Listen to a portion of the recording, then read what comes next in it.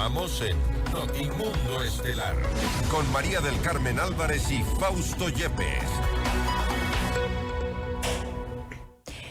¿Está usted de acuerdo con permitir la extradición de ecuatorianos? Esta fue una de las preguntas de la consulta popular realizada este domingo 21 de abril. Este interrogante hasta el momento en el conteo rápido del CNE se impone pues con el sí. ¿El procedimiento será de aplicación inmediata? Lo vamos a revisar enseguida. La noticia requiere profundidad. En Notimundo están los protagonistas de la noticia. Estamos en los estudios de FM Mundo con el doctor José Swin, presidente de la Corte Nacional de Justicia, para hablar sobre el sí a la extradición. ¿Cuál es el procedimiento? ¿Qué cambiará de aquí en adelante? Y esto respecto de la decisión de los ecuatorianos en las urnas. Doctor Swin, gracias por estar con nosotros. Bienvenido. Muchas gracias. Buenas noches. Con mucho gusto. Doctor, lo primero, la pregunta estaba planteada así tal cual, como lo habíamos leído al inicio. ¿Cuál es el procedimiento? ¿Qué cambiará de aquí en adelante respecto de la extradición? ¿Cuáles son los alcances de esta respuesta que han dado los ecuatorianos en las urnas? A ver, creo que una primera reflexión necesaria que hay que hacer es que formalmente, mientras no haya una decisión del Consejo Nacional Electoral respecto al resultado del referéndum y la consulta, son especulaciones que esta pregunta será votada favorablemente. Cuando eso tengamos, habrá una decisión en firme de que se enmiende la Constitución en su artículo 79, que en el texto actual prohíbe la extradición de ecuatorianas y ecuatorianos. Con la enmienda, lo que se buscó es permitir que ciudadanos ecuatorianos, ciudadanas ecuatorianas puedan ser extraditadas cuando así lo requieran estados en los que se haya cometido algún tipo de delito. Ahora bien, esto se ha prestado también para algunas especulaciones, ya se comienza a hablar inclusive de nombres en redes sociales. Hemos visto quienes incluso festejan algo que no tendrían por qué festejar. Han comenzado a lanzar, por ejemplo, el expresidente Correa decía, en todo caso, felizmente se aprobó esa pregunta porque México podrá pedir la extradición de los criminales ecuatorianos que ordenaron el ingreso a su embajada en Quito. De hecho, hay un funcionario en México que ha hablado sobre una posible pedido de extradición del presidente Noboa. A ver, y por eso es importante hablar de los alcances, el ¿no? procedimiento. La consulta y el referéndum, una vez que sus resultados estén publicados en el registro oficial, a partir de ahí entran en vigencia. Tratándose del caso de la extradición, como es una enmienda a la Constitución, el artículo 79 lo que va a hacer es permitir precisamente la extradición de ciudadanos ecuatorianos. Y la enmienda, parte del contenido de la misma, también modifica la ley de extradición en su artículo 4, derogándolo, y el artículo 5, que en lugar de hablar de ciudadanos ecuatorianos, se habla de personas que pueden ser extraditadas. Eso nos lleva a que, a partir de la vigencia de la enmienda constitucional, lo que se abre es una posibilidad, no nuestra, sí de los países que requieran de personas acusadas de delitos que se hayan realizado en otras latitudes, puedan solicitar al caso, en este caso al Ecuador, a través de los canales diplomáticos, la Cancillería y a la Corte Nacional, para que inicie un proceso de extradición. Ese sería el camino. Y recordemos que hay dos clases de extradición. La extradición activa, cuando el Estado solicita a una persona acusada de algún delito y que esté residiendo en otro país. Y la pasiva, cuando el Estado, en este caso requirente, solicite que un ciudadano, en este caso ecuatoriano, pueda ser extraditado. Ahí recién lo que se hace es iniciar un proceso de extradición. El proceso de extradición, y en el caso, por ejemplo, del país requiriente, ¿debe este ciudadano solicitado en extradición haber cometido algún delito en ese país? Es una de las razones, es decir, ¿por qué acuso a una persona? Acuso de haber cometido un delito y acuso de haber cometido un delito precisamente en el lugar en el que lo está requiriendo. Por eso es el país requiriente lo va a solicitar en nuestro caso al país requerido, que en este caso sería el Ecuador, y que se trate de un ciudadano ecuatoriano, una ciudadana ecuatoriana que pueda ser sujeto de este proceso de extradición. Ahora, ¿la aprobación vía referéndum es suficiente o se requiere que desde la Asamblea Nacional, vía reformas, se establezcan, por ejemplo, requisitos, condiciones para poder avanzar con este procedimiento, o es ya suficiente la decisión adoptada, si ya se confirma obviamente por parte del Consejo Nacional Electoral? Sí, con la normativa aprobada en referéndum es suficiente porque se producen dos modificaciones: la enmienda del texto constitucional del artículo 79 y la reforma de la ley de extradición. ¿Y cómo hablamos de las condiciones o los requisitos? Son los mismos. Es que ya tenemos regulada la extradición pasiva, como también la extradición activa. Es decir, eso ya está regulado en la ley de extradición. Yo no he visto la necesidad de introducir una reforma a la ley de extradición para que viabilice esta enmienda constitucional. Porque el mismo texto del referéndum contiene, es decir, la enmienda del texto constitucional y la reforma de la ley de extradición. Entonces, esos dos contenidos permiten viabilizar la enmienda. Entonces, quiere decir que proclamamos los resultados de aplicación inmediata. Podría ser de manera inmediata. Pero, insisto, abre la posibilidad de que un Estado, que no sea el Estado ecuatoriano, solicite la extradición de un ciudadano ecuatoriano, de una ciudadana ecuatoriana acusada de un delito en el Estado en el que lo solicita. Hablando ya de casos prácticos, porque creo que es importante también incluso saber qué posibilidades, cuáles son los alcances de esta aprobación en función de lo que se ha hablado por estas horas, y siempre insistiendo en que esto será una vez proclamados los resultados por parte del Consejo Nacional Electoral. Es decir, hay ecuatorianos que podrían eventualmente, se habla por ejemplo hoy con la recaptura de Fabricio Colompico, que podría ser requerido por otro país, por Estados Unidos por ejemplo, para ser juzgado allá por ciertos delitos. Uno de los casos. Otro de los casos, podría ser eventualmente requerido Jorge Glass por México o por Estados Unidos. Dependiendo, hay que ver también cómo se desarrolla el caso de Carlos Poli y podría tener alguna implicación allí. Es decir, ¿cuál es el procedimiento en casos similares a estos? Cualquier ciudadano ecuatoriano que esté acusado del cometimiento de un delito en cualquier estado donde se encuentre o residiendo o en tránsito podría ser sujeto de extradición. Es decir, el estado en el que se comete la infracción es el que va a solicitar la extradición. ¿Cuáles son los pasos que se siguen? ¿El país lo requiere? El país lo requiere si es que el país lo requiere y el ciudadano está acá en el país. Yo tendré que iniciar, luego de que venga esa petición formal a través de canal diplomático, la Cancillería, tendré que iniciar el proceso de extradición. Eso queda en manos del presidente de la Corte Nacional de Justicia. Sí, eso le corresponde al presidente o a la presidenta de la Corte Nacional de Justicia. La decisión. Dar trámite a la solicitud.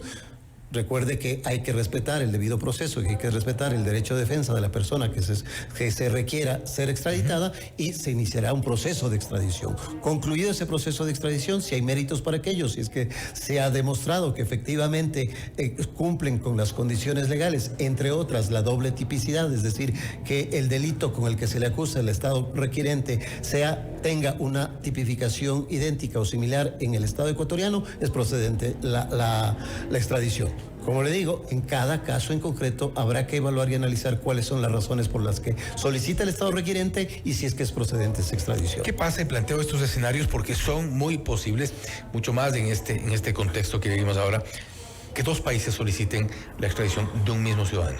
Si es que eso sucede, habría que analizar el caso en concreto, quién solicita primero, si es que hay, en el caso del Estado o los estados requirientes, si un Estado lo requiere, ya tiene una sentencia el ciudadano requerido, o en el otro está en trámite un proceso de esta naturaleza, podría jugar como elemento. La decisión la va a tomar usted finalmente. Toca tomar, pero en función precisamente de los méritos que estén en el expediente.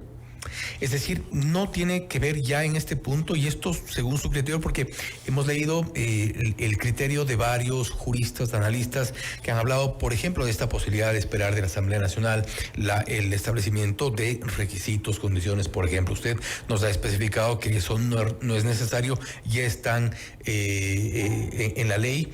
Y una vez que se apruebe esto, si es que se confirma, evidentemente ya es de aplicación inmediata.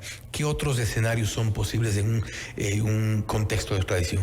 Son criterios respetables si es que lo han manifestado que se requiere una reforma legal. Personalmente creo que no.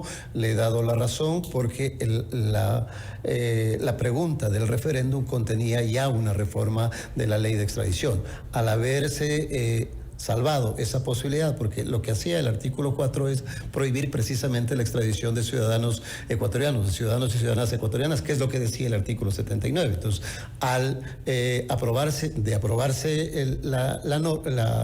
la pregunta del referéndum, está como consecuencia derogándose el artículo 4 de la ley de extradición y modificándose el artículo 5. Esas dos normas, la una que prohibía y la otra que permite la extradición, daría paso a continuar con un proceso si es que se cumplen los demás requisitos. ¿Qué pasa si en el caso de uno de los, digamos, de una de las personas que esté siendo juzgada en nuestro país, por ejemplo, por lavado de activos, si es requerido por el mismo tipo de delito en otro país, no hay el riesgo de juzgarlo dos veces? Habría que analizar en cada caso en particular si es que hay esa. Yo lo veo muy difícil que haya una doble petición de extradición.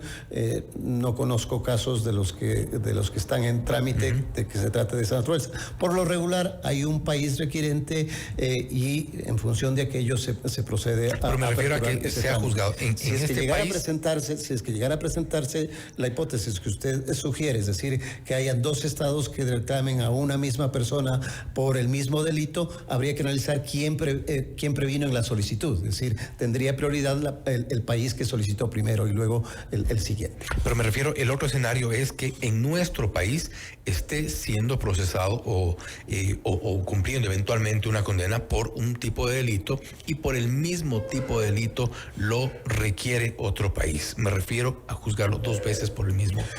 Hay una prohibición expresa de doble juzgamiento, es un principio que está acá constitucionalmente reconocido en el ordenamiento ecuatoriano, y eso sería uno de los argumentos eventuales para negar esa posibilidad de extraditarlo, porque ya, si es que ya ha sido juzgado por el mismo tipo de delito. Puede darse un caso diferente. El delito por el que se le juzgó y está cumpliendo la condena en el país es A, y el delito por el que se le está requiriendo de otro estado es B, tendrá que culminar la condena acá, y si es que se ha autorizado la extradición, proceder con la extradición luego de que ha concluido la condena acá. Esta pregunta, a su juicio, tenía un contenido altamente político. Yo no haría un juzgamiento en ese sentido, me limito a dar un contenido técnico de la figura. Pero es un resultado sobre el cual ha habido mucha reacción política. Pero mire que está bajo mi responsabilidad precisamente ejecutar ya los efectos de la consulta, de que sabemos que en este caso la pregunta tiene o va a tener un resultado favorable. Si es que eso es así, lo que abre la posibilidad es que los restos de estados que consideren que hay una persona que está siendo ecuatoriana, está siendo acusada de un ilícito que cometió en otra jurisdicción, lo va a solicitar, porque el camino se ha allanado con eliminar la prohibición de extraditar ecuatorianos. El mecanismo que permitía en esas circunstancias, cuando había esta prohibición, es solicitar que se juzgue con las normas ecuatorianas. Ahora bien, en otro tipo de extradición, para que la gente que nos escucha nos pueda un poco más comprender, y quiero saber un poco qué ocurre y por qué hay la diferencia de trato, al menos así lo interpreta la gente, en cuanto a unos extraditados y otros. Me refiero a la agilidad con la que se lo trajo, por ejemplo, a Daniel Salcedo, y la demora en Hernán Luque. Es que son situaciones diferentes. El caso de el señor Luque, se inició un proceso de extradición porque cuando él ingresó al Estado argentino tenía orden de difusión roja, la policía alertó aquello y nos notificó a nosotros de esa Entonces situación. se está frenando. Entonces estuvo retenido, nosotros solicitamos la detención inicial con fines de extradición y luego formalizamos el pedido de extradición. Entonces, ¿qué está en este momento sucediendo en el caso del señor Luque en Argentina? Está tramitándose el proceso de extradición de acuerdo a las leyes y a las normas argentinas, que son las que tienen que aplicarse. De hecho, en el 14 de mayo está señalado la audiencia de extradición que ya ha dispuesto el juez que conoce la causa en el Estado argentino. Ella tendrá al final, que es una dama, ella tendrá al final la decisión si es que autoriza o no autoriza la extradición. Es decir, para eliminar un poco estas especulaciones que están en el aire, en las redes, no es un problema del Ecuador, esta demora se genera en Argentina. Nosotros cumplimos con los pasos que nos correspondía en el tiempo oportuno. En este momento no es mi decisión, es la decisión del Estado soberano argentino a través de su autoridad correspondiente, el juez que le corresponde. Ese es el caso de la extradición. ¿Qué pasaron con las otras dos personas que usted ha señalado, Salcedo, en el caso panameño y los familiares del señor Fito. En Argentina, también. Ellos fueron expulsados por condición irregular, migratoria. Por situación migratoria irregular, que es una situación completamente diferente. Es decir, ellos no estaban acusados de ningún ilícito, no se inició ningún proceso de extradición, simplemente fueron expulsados del estado en el que se encontraban. Esa es una diferencia sustancial, y por qué en el uno hay un procedimiento que tiene que observarse y en el otro simplemente es una decisión unilateral del Estado en el que le encuentra en condición irregular, lo expulsa del país. Lo deporta en el siguiente vuelo de manera inmediata y la razón por la y mira, hay una regla de aplicación general internacional. Cuando eso sucede, lo deportan al país en donde tomó el vuelo para llegar a ese país, al último país. Exactamente. Coincidió de que salieron del país, salieron del Ecuador, los expulsaron. De Colombia, los regresaban a Colombia. Los regresaban a Colombia, exactamente. Yo creo que es importante estas explicaciones porque muchas dudas se generan a veces con esta necesidad de tomar notoriedad en el ámbito político y se tergiversan ciertas cosas que son mucho más técnicas, mucho más jurídicas y que deben ser precisamente explicadas. Doctor Swing, le agradecemos por haber estado con nosotros, por darnos esta visión de lo que ocurrirá, y ha dicho el doctor Swing, presidente de la Corte Nacional de Justicia, si es que ya se consolidan los resultados, si se proclaman los resultados por parte del Consejo Nacional Electoral, la pregunta relativa a la extradición sería de aplicación inmediata. Esto es Notimundo Estelar, siempre bien informados. Usted está escuchando